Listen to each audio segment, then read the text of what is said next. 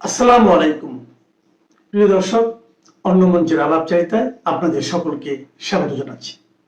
আর এটা হলো আসিফ মাহমুদের কাওয়ালি গান শুনে বৃষ্টির মতো টাকা দিচ্ছে। কাওয়ালি গান বৃষ্টির মতো। এখন দেখবেন কাওয়ালি মানে খুব চলতেছে। ঢাকা বিশ্ববিদ্যালয়ে কারা করে জানেন? ছাত্র শিবির, সাইমন শিল্প গোষ্ঠী, আর করতেছে এই যে আসিফ মাহমুদ সজীব ভুইয়ারা। আমি বারবার বলি যে দিন যত যাবে আরো পরিষ্কার হবে এই আসিফ মাহমুদ, নাহিদ ইসলাম, তাদের এনসিপি, এটা যে জামাতের একটা অঙ্গ সংগঠন, জামাতের একটা বি টিম, এই ব্যাপারে কোনো সন্দেহ নেই। আমি বারবার বলছি এরা কোনোদিনও জামাত থেকে আলাদা হইতে পারবে না, আলাদা জানান দিতে পারবে না। আজকে দেখেন পার্লামেন্টে ওই নাহিদ ইসলাম বিরোধী দলের চিফ হুইপ এর দায়িত্ব নিছে। বিরোধী দলের চিফ হুইপ এর দায়িত্ব বিরোধী দলকে, বিরোধী দল দুইটা, একটা হচ্ছে জামাত ইসলাম আর একটা হচ্ছে এনসিপি। এনসিপি তো 6 জন আছে। তো এরকম 6 জন তো 2018 সালে বিএনপির ছিল এবং কাঁপাইছে। রুমিন ফারানা, হারুন রশিদ, তারা কাঁপুনি দিছে না? তো আজকে এনসিপির আরো একটা নির্বাচনে বুঝলাম যে তাদের একটা বলছে যে আমাদের তখন জয়ের দরকার, পার্লামেন্টে আমরা না যেতে পারলে কিছু করতে পারবো না। ডক্টর ইউসুফ বলতেছিল যে এনসিপির তরুণরা নির্বাচন করতেছে, তাদেরও কেউ কেউ যাবে পার্লামেন্টে। এখন ইউনুসের কথাই মানে নির্বাচনটা তাদের কিছু পার্লামেন্ট ঢুকে গেছে কিনা আমি বলবো না, তারা নির্বাচিত হয়ে আসছে। নির্বাচনের আগে নাহিদ ইসলাম কি বলছিল যে এটা আমাদের নির্বাচনের কৌশল। যখন দলের তাসনিম, যারা তাসনুম বা জামিন সহ অনেকে যখন বেড়ে গেল যে যারা নারী নেতৃত্বকে মানে না, সেখানে আমরা আমরা কিভাবে এখানে থাকবো, আমাদের তো নমিনেশন দেবে না, নারী নেতৃত্ব তো মানে না। তো সেই এতে যখন কি চলে গেল, আরো অনেকে যখন পদত্যাগ করলো একের পর এক, তখনও কোনো বিকার নেই নাহিদ ইসলামদের। এবং তখন তারা বলল যে এটা আমাদের নির্বাচনের কৌশল, নির্বাচনের পর আমরা আমাদের অবস্থানে যাব। গেল বিরোধী দলের চিফ হুইপের পদটা নিল। বিরোধী দলটা মানে মেইন বিরোধী দল হচ্ছে জামাত ইসলাম। তো জামাত ইসলামের কোন সদস্য চিফ হুইপের দায়িত্ব নেবে বিরোধী দলের, নিলে সে একটা প্রতিমন্ত্রীর মর্যাদা পাবে। কিন্তু দেখেন প্রতিমন্ত্রীর মর্যাদা নিয়ে বিরোধী দলের চিফ হুইপ হইল কে? এনসিপির প্রধান নাহিদ ইসলাম। তাহলে আপনি এখানে জামাত আর এনসিপির মধ্যে পার্থক্য আছে কেন? আগামী 5 বছরের জন্য কি বুকড হয়ে গেল না? গেল তো। তাহলে আগে কি বললো?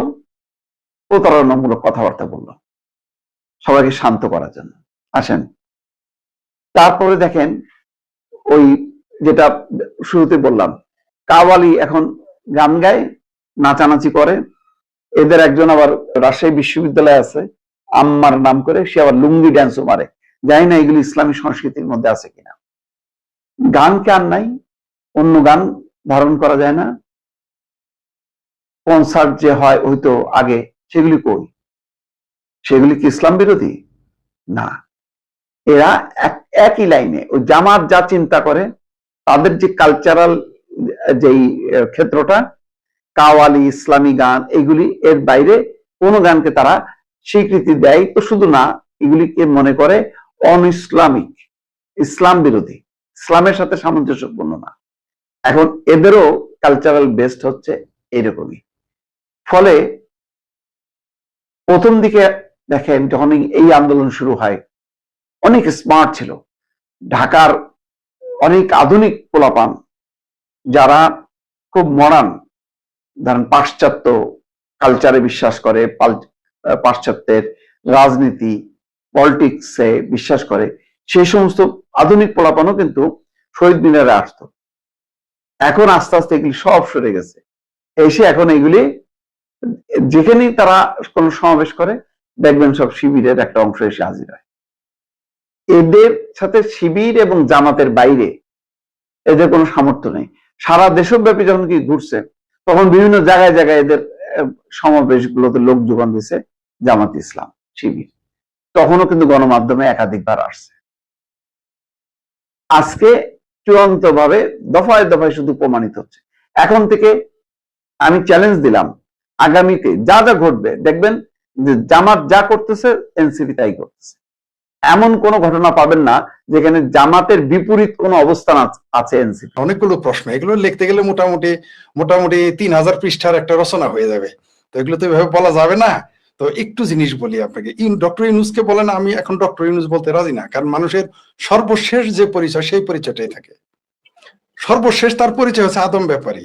পৃথিবীতে একটা শাসক পেলাম যিনি একই সাথে নোবেল লরিয়েট এবং দেশের নির্বাহী প্রধান হয়ে, মানে আমি বলতেছি ওই মুহূর্তে তিনি নির্বাহী ক্ষমতার অধিকারী ছিলেন। একটা লোক আদম ব্যাপারে লাইসেন্স করে, আমি লিখিত দিতে পারি। মনে আপাকে যদি বলে যে আপনাকে একটা মাগনা আদম ব্যাপারে ওই লাইসেন্সটা দিব, আমি নিশ্চিত মনে হাসতে হাসতে দম বন্ধ হয়ে যাবেন, কি পাগল হয়ে গেছে নাকি, আর কোনো ব্যবসা নাই, আর আমাদের আইনজীবী সাহেব দিবেনই না। এর মানে এই না আমি বলছি ট্রাভেল এজেন্সির ব্যবসা, রিক্রুটিং ব্যবসা খারাপ, তা বলছি না আমি। এটা বৃহত্তর পেশা। পৃথিবীতে অনেক দেশ, আমাদের দেশের রেমিটেন্স, মিডল ইস্টের রেমিটেন্স দিয়েই আমাদের দেশ চলে, কিন্তু বাংলাদেশের প্রেক্ষাপটে আদম ব্যাপারী শব্দটা হলো একটা বাটপারি শব্দ।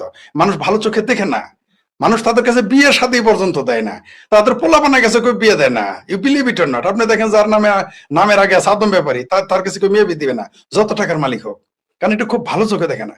আমাদের ডক্টরেট সাহেব, তিনি তার ক্ষমতার অপব্যবহার করে তার ট্যাক্স মাফ করিয়েছেন, 29 সাল পর্যন্ত তার সুবিধা নিয়েছেন, তারপরে তার আরো কত কিছু মওকুফ করে নিয়েছেন, একটা ইউনিভার্সিটিও নিয়েছেন। আচ্ছা তাই যাই হোক, ধরলাম তিনি একজন অধ্যাপক ছিলেন, তিনি একজন উচ্চ শিক্ষিত মানুষ, বিশ্ববিদ্যালয় নিল, এটা আমরা কোনো না কোনো ভাবে সেটা ক্ষমা দৃষ্টিতে দেখতে পারি। কিন্তু আদম ব্যাপারে লাইসেন্সটা আপনি কিভাবে দেখবেন বলেন?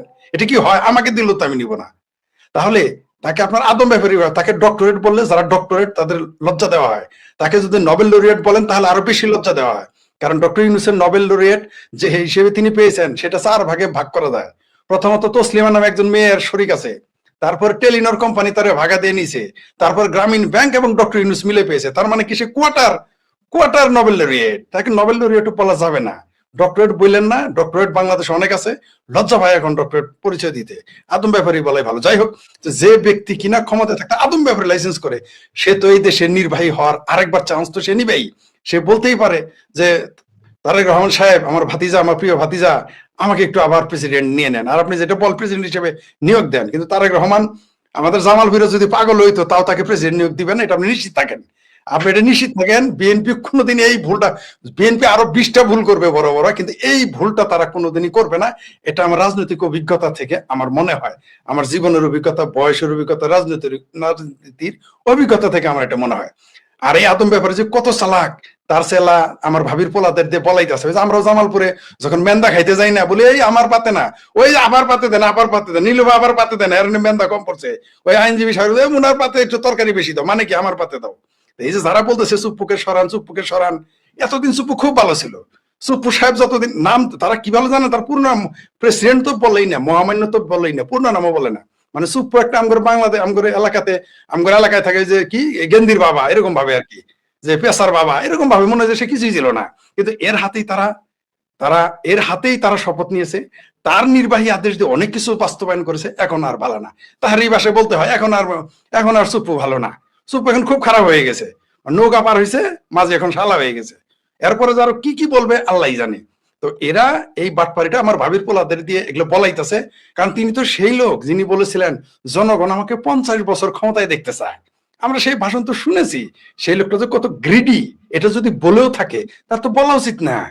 একটু মানুষের তো চোখ খোলা যায়, তার বয়স 86-87 বছর বয়স, সে আরো 50 বছর ক্ষমতায় থাকবে, এই শব্দ শুনতে চায়। তার মানেটা কি? আপনি সেটাই শুনতে চান যেটা আপনার মনের ভিতরে আছে। কোনো সন্দেহ না, আমরা কোন গান শুনি যেটাকে আমরা ভালোবাসি, পছন্দ করি, তাই না? আমরা তো যে রূপবান গান পছন্দ করে তার সামনে তো আপনার মাইকেল জ্যাকসনের গান বাজাইতে পারবেন না, সে শুনবেও না যতই ভালো শিল্পী হোক। তো এই যে তারপর আসলেন হইলো আপনার, তার মানে সে তলে তলে ইচ্ছা আছে, মনের ভিতরে একটু ইচ্ছা আছে, সেটা সরাসরি প্রকাশ করতে পারতেছে না। যাই হোক, বিএনপি সেটা বুঝে, বিএনপিও সেটা বুঝে, বাংলাদেশের জনগণও সেটা বুঝে, আমাদের দর্শকরাও আমাদের সে ভালো বুঝে, কম বুঝে না একেবারে। আর দ্বিতীয় প্রশ্ন যেটা করেছেন তাদের, ওই যে কি উপহার নিয়ে বাটপারি, জামাত তো সারা জীবনই বাটপারি করে। ভাই নীলুফা চৌধুরী, মনি তো দূরের কথা, আমি শেখ ফরিদ, আপনারা যে আমাকে দালাল বলেন আওয়ামী লীগের, নরেন্দ্র মোদী দালাল বলেন, একটা আওয়ামী লীগের নেতার সাথে আমার ছবি দেখাইতে পারবেন? একটা আমার জীবনে, আমি হাফ প্যান্ট পরার পরের থেকে যেদিন ফুল প্যান্ট পরা শুরু করছি সেদিন থেকে রাজনীতিতে নামছি, একটা আওয়ামী লীগের সাথে আমার ছবি দেখাইতে পারবেন? তাহলে আর নীলুফার চৌধুরী আপাকে বলতেছেন আপনি গুপ্ত আওয়ামী লীগ, মানে আপনি যে জামাতি বট, এটাই কিন্তু আমরা বুঝে ফেলছি। জামাতি বট ভাইরা যতই চিকরা চিকরি করেন, আপনাদের বট বাহিনীতেই থাকতে হবেন। আপনারা এবার আওয়ামী লীগ নাই বলে আপনারা 68টা সিট পেয়েছেন, আমরা এগুলোও জানি। হাতে পায়ে তারেক রহমানের হাতে পায়ে ধরে, এই নীলুফা আপাদের হাতে পায়ে ধরে কিন্তু আপনারা পাশ করেছেন, আমরা জানি। আপনাদের যে চুম্মা শফিক আছে না, যাকে দুষ্ট লোকেরা কেউ কেউ গে বলতেছে, গে সে কিনা সেটা আমাদের জানার দরকার, সেটা ব্যক্তিগতভাবে পার্সোনাল লাইফে এক একজনের ব্যক্তিগত ব্যাপার। কিন্তু সে প্রকাশ্য যে আলোচনা করতেছে, যে চরিত্র দেখাইতেছে, এই যে গুপ্ত না, তিনি একেবারে প্রকাশ্য গে। এই যে গে যে 3বার জামানত হারাইছে, এইবার কিন্তু হারাইছিল, আমরা কিন্তু জানি। তাই ভাই, কে গুপ্ত আওয়ামী লীগ, কে গুপ্ত বিএনপি, গুপ্ত রাজনীতি জামাতি আপনারা করেন। আমরা এখানে কেউ গুপ্ত না, প্রত্যেকের চিন্তা চেতনা রাজনৈতিক অবস্থান স্পষ্ট। বাংলাদেশ আওয়ামী লীগের যারা কট্টর আওয়ামী লীগ, তারা নীলুফার চৌধুরীর নামই শুনতে পারে না, এটা আমি ব্যক্তিগতভাবে জানি। কেন? কারণ তিনি যাহা বিশ্বাস করেন তাই বলেন, আমরাও যাহা বিশ্বাস করি তাই বলি। আমরা ভাই কেউ গুপ্ত না, কেউ সুপ্ত না, আমরা যা বলার তা বলি। সেটা গেল এক বিষয়। এবার আসি উপহারের ব্যাপারটা। জামাত হইলো শুনে, চীন সারা জীবন সারা পৃথিবীর জিনিস নকল করে, আর জামাত হইলো তার চেয়েও বড় আব্বা, মানে বাব্বা। জামাতের আমির দেখি সব শয়তানের আব্বা, বিষয়টা এরকম। চীনের ফেল করে দিয়ে চীন সারা জীবন নকল করে, এবার চাইনিজ জিনিসের নকল করে তারা নিজের নামে উপহার চালাই দিছে। এরপরও জামাতের লজ্জা হবে না? এদের আমি বলেছি বারবার যে বেহায়া, বেলাস, আর ইয়ের ভাষা চরমনায়ের পীরের বাপের ভাষা হলো বেআমল, উশৃঙ্খল হইতে হবে। আমি ওইটাও বাদ দিলাম, কিন্তু বেহায়া, বেলজ্জা, মুনাফেক, ভণ্ড, এগুলো না হলে, আর ঠাড়া বড় মিশা কথা না কইতে পারলে আপনি জামাত হইতে পারবেন না। প্রশ্নই আসে না, কোনো দিনই হইতে পারে না, পারবেন না। আমি লিখিত দিতে পারি। একটা সর্বশেষ যে জামাতে যোগ দিছে, সেও যায় দেখবেন যে ঠাড়া বড় মিশা কথা হয়, শিখে গেছে, আর না হলে জামাতারে শিখে তারপরে নিয়েছে। ঠাড়া বড় মিথ্যা কথা না বলে, নীলফা আফার যদি কোনোদিন যদি জামাতে যায়, যদি এটা কিয়ামত পর্যন্ত সম্ভব না, ঠাড়া বড় মিথ্যা তাকে বলতে হবে, তাছাড়া সম্ভব, এটা আপনি নিশ্চিত থাকেন। তো এই দেখেন এরা কত বড় বদ। এরা চাইনিজ, কোন চায়না, এরা না এত ইসলাম প্রেমী, এরা না এত ইসলামকে ভালোবাসে, এরা না এত একেবারে আল্লাহর আইন বাস্তবায়ন করতেছে কৃষ্ণ নন্দীকে দিয়ে, এত ইসলাম পালন করছে যে নারীর নেতৃত্ব। নীলুফার চৌধুরী মণি প্রধানমন্ত্রী হবে, এটা তাদের কাছে হারাম। কিন্তু কৃষ্ণ নন্দীকে জামাতের এমপি বানাবে, নেতা বানাবে, এটা আরাম। এদের উপরে কি সূরা নাজিল হয়, আমার মনে হয় আল্লাহ আমাদের পবিত্র কোরআনে 114টা সূরা নাজিল করছে, ওদের বোধহয় আলাদা কোনো কোরআন আছে, সেখানে 117টা সূরা নাজিল হয়, সেখানে বোধহয় সূরায় মগি বগি ঠগি আছে। নইলে এটা কিভাবে বলে নারীর নেতৃত্ব হারাম? নীলুফার চৌধুরী কোনোদিন নেতা হইতে পারবে না, শেখ হাসিনা নেতা হইতে পারবে না, দেশের খালেদা জিয়া হইতে পারবে না, যদিও তারা প্রত্যেকেই নেতা, কেউ ছিল কেউ এখনো আছে। কিন্তু কৃষ্ণ মন্দিরে দেওয়া যাবে, ওটা হালাল হয়ে গেছে। কৃষ্ণ মন্দিরে ভোট দিলে আপনি চালায় বেহেশতে চলে যাবেন জামাতে। এরা আল্লাহর সাথে বাটপারি করে, বেহেশত বিক্রি করে। এরা বেহেশত বিক্রি করে সেই দল যে চাইনিজ অ্যাম্বাসেডারের কাছ থেকে এই কি উপহার নিয়ে, সে তো বাটপারি করবে নিজের নামে। আরো বিস্ময়কর ব্যাপার, ছবিগুলো জুম করে দেখেছেন? আমি জুম করে দেখেছি। প্রত্যেকটা মানুষ সচ্ছল, আপনি দেখেন প্রত্যেকটা মানুষ সচ্ছল, তাদেরকে উপহার দিয়েছে। এই উপহারগুলো তো সাধারণ দরিদ্র মানুষের জন্য। তারা ওই যে জামাতের একটা নিয়ম আছে, মায়ের পেটের ভাইয়েরও দাফন কাফনের কাপড় কিনে দিবে না, ওই মরার পরে যে বাস থাকে ওই বাস দিবে না, কিন্তু তার দলীয় লোক হলে তার ব্যাংক লোন দিবে, তার উপহার দিবে। এমনকি কুরবানি দিলে গোস্ত দিবে না মায়ের পেটের ভাই। এই তো জামাত। জামাতের ভণ্ডামিটা থাকবেই। এরা 47 সালে পাকিস্তান চায় নাই, 71 সালে বাংলাদেশ চায় নাই। এরা যে কি চায় আর কি চায় না, এটাই আপনি বুঝতে পারবেন না। এরা কখন যে কি, সকালে এক কথা বলে বিকালে আরেক কথা। এরা সকালবেলা বললো আমরা শপথ নিব না, যদি কি বিএনপি না কি না করে শপথ নিবে না, বিএনপি যদি কি 28 দফাতে স্বাক্ষর না করে। এরা 2 ঘন্টা পরে গিয়ে সেরে আর দেখিছে যে মাশাআল্লাহ বিএনপি নেতাদের আগে গিয়ে শপথ নেওয়া শুরু করছে। তো এই জামাত সম্পর্কে একজন বলেছে, এই জামাতের আমির সম্পর্কে কি বলবো? এই লোকটা হইতেছে যে নারীদের বেশ্যা বলেছে, কর্মজীবী নারীদের, অথচ তার ওয়াইফ একজন কর্মজীবী নারী, যার নেতারা বিশ্ববিদ্যালয়ের ছাত্রীকে বেশ্যা বলেছে। এদের নিয়ে আর কি বলার আছে? আমাদের দুর্ভাগ্য এই দলটাকে মানুষ সমর্থন করে। আমি বিস্মিত হয়ে যাই, অবাক হয়ে যাই। বাংলাদেশের মানুষের আকল কি নষ্ট হয়ে গেছে যে এইরকম জামাতিদের মানুষ সমর্থন করে? মুখপাত্রের নামের মধ্যে জয় 1 নম্বরে আছে, এতে কোনো ইয়ে নেই। জয় 1 নম্বরে আছে, কিন্তু তাকে তো তার সমস্ত আমেরিকান সবকিছু ছেড়ে এইগুলোতে আসতে হবে। আর সাংগঠনিক ব্যাপার টোটালটাই শেখ হাসিনার হাতে নিয়ন্ত্রণ এখন আছে। তিনি সেন্ট্রাল কমিটি রিঅর্গানাইজ করতেছেন, অনেকেই বাদ পড়ছেন, এটা আপনি নিশ্চিত থাকতে পারেন। আওয়ামী লীগের বাগা অনেক নেতা এই সেন্ট্রাল কমিটিতে নতুন মুখ আসবে নতুন মুখ আসতেছে। উনি যথাসময়ে সেন্ট্রাল কমিটি পুনর্গঠন করবেন এবং সেই সাথে মুখপাত্র, যে মুখপাত্র দেশ এবং বিদেশে আওয়ামী লীগের পক্ষে ক্যাম্পেইন করবে, আওয়ামী লীগের পক্ষে অবস্থান করবে। কারণ আওয়ামী লীগের এখন যেই প্রয়োজন সেটা শেখ হাসিনা যে শুধুমাত্র দেশ না, দেশের বাইরে যে ভাবমূর্তি নষ্ট হয়েছে সেই ভাবমূর্তিটাও পুনরুদ্ধার করতে হবে। সেই পুনরুদ্ধার করার জন্য যাকে প্রয়োজন তাকে উনি নেপছেন। খুব সম্ভবত উনি কয়েকজনের মধ্যে কথা বলেছেন। অনেকে মনে করবেন যে মাঝে মধ্যে কথা উঠেছিল জয় মুখপাত্র কিনা। শেখ হাসিনা আবারও রিসেন্টলি উনি বলে দিয়েছেন ওরা প্রকাশ্যে ইচ্ছা না করা পর্যন্ত এবং যথাযথ প্রক্রিয়ায় না আসা পর্যন্ত আমি কিছু বলতে পারবো না। কারণ ওনাকে একজন জিজ্ঞেস করেছিল যে আপনি কেন জয় বা পুতুলকে বলছেন না, যে পুতুলকে বলছেন না যে চাকরি ছেড়ে দাও, জয়কে কেন বলছেন না তুমি তোমার এটা ছাড়ো এবং গুলা করো। তখন বলছে যে আমি তো এটা বলবো না, ওদের ভেতর থেকে আগ্রহ হতে হবে। এবং উনি এই কথাও বলছেন ওরা তো একটা পরিবারের সদস্য, যে পরিবারের সদস্য বঙ্গবন্ধু শেখ মুজিবুর রহমান এই দেশের স্বাধীনতায় নেতৃত্ব দিয়েছে, তাদের মধ্যে যদি কোনো আগ্রহ না তৈরি হয় আমি কি করতে পারি? সো আগ্রহ তৈরি হলে উনি এটা করবেন। তবে মুখপাত্রের নামের মধ্যে জয় 1 নম্বরে আছে, এতে কোনো ইয়ে নেই। জয় 1 নম্বরে আছে, কিন্তু তাকে তো তার সমস্ত আমেরিকান সবকিছু ছেড়ে এইগুলোতে আসতে হবে।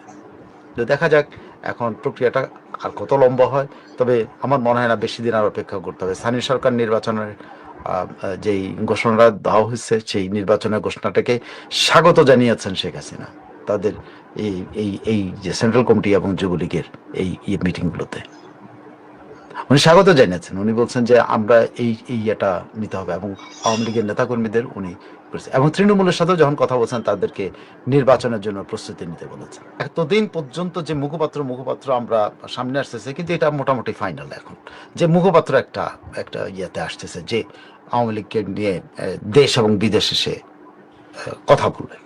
আসসালামু আলাইকুম। আমি প্রথমেই একজনের একটা বক্তব্য দিয়ে আমি আপনাদেরকে এই আলোচনা শুরু করতে চাই এবং বক্তব্যটা খেয়াল করবেন। কতটা ধর্মকে রাজনীতিতে ব্যবহার করলে, নিজেদের ব্যক্তি স্বার্থ গোষ্ঠী স্বার্থের জন্য ব্যবহার করলে মানুষগুলো এইসব কথা বলতে পারে। ইনকাম মজুর ওসমান হাদির কথা আপনাদের মনে আছে। এই ছেলে ইসলামকে ব্যবহার করে ইসলামের লেবাস নিয়ে প্রচুর অশ্লীল এবং শ্রবণকটু স্লোগানের জন্ম দিয়েছিল বাংলাদেশে। তার দলের এখন যে দায়িত্বে সেই আব্দুল আল জাবের সদস্য সচিব ইনকিলাব মঞ্চ বক্তব্য দেখেন। রাষ্ট্রপতি মোহাম্মদ শাহাবুদ্দিন এবং তারেক রহমান জাতীয় ঈদগাহে নামাজ পড়েছেন একসাথে এবং এই দৃশ্য, এই ছবি অনেকের মন জুড়িয়েছে। 36 বছর পরে বাংলাদেশের রাষ্ট্রপ্রধান এবং সরকার প্রধান এক কাতারে নামাজ আদায় করেছেন।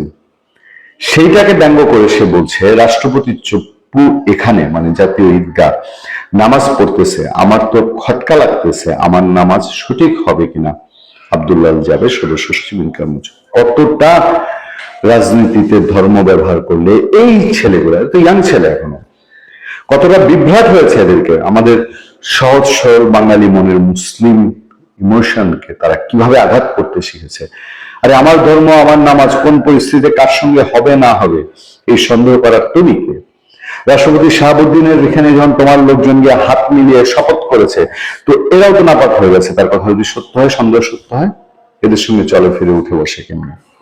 বাংলাদেশে যে নজিরবিহীন এবং ব্যতিক্রমী মানুষকে সবাইকে উৎসাহিত করেছে যে খবরটায়, সেই খবরটার পরে আমি আরেকটা তিতা কথায় যেতে চাই। তিতা কথাটা আমাকে ব্যথিত করেছে, আমাকে আক্রান্ত করেছে, আমাকে কষ্ট দিয়েছে। তারেক রহমান সম্পর্কে আমার ইমোশনে আমি তাকে যতটুক চিনি, যতটুক তার দলকে দেখেছি, যতটুক তার মা বেগম খালেদা জিয়াকে দেখেছি, সেই জায়গা থেকে আমি আহত না হয়ে পারি না। প্রধানমন্ত্রীর সঙ্গে সাবেক প্রধান উপদেষ্টার শুভেচ্ছা বিনিময় ছোট্ট করে এই ডক্টর ইউনূস, এই বিচিত্র ইউনূস, সে তারেক রহমানের সঙ্গে যমুনায় দেখা করতে গেছে। প্রধানমন্ত্রী তারেক রহমানের সঙ্গে ঈদের শুভেচ্ছা বিনিময় করেছেন সাবেক অন্তর্বর্তী সরকারের প্রধান উপদেষ্টা ডক্টর মোহাম্মদ ইউনূস।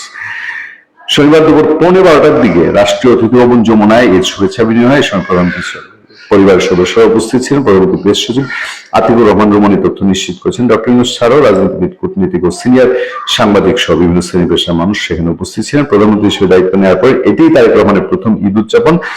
তবে শুভেচ্ছা জানাতে ভর্তুকি যমুনায় প্রচুর ভিড় ছিল, সেসব কথা বলছি। আমি সোশ্যাল মিডিয়ায় যে ছবিগুলো দেখেছি এবং সাবেক বিতর্কিত সমালোচিত ইউনূসের প্রেস সচিব, আমি জানি না এখন সে তার ব্যক্তিগত পাইক পেয়াদা কিনা, অন্তত মিডিয়া রিলেটেড পাইক পেয়াদা, সে তার ছবি দিয়েছে। শফিকুর রহমান সেখানে উপস্থিত ছিল এবং যমুনায় ডক্টর ইউনূসের সাথে দাঁত কেলিয়ে শফিকুর রহমানের ছবিও দেখেছি।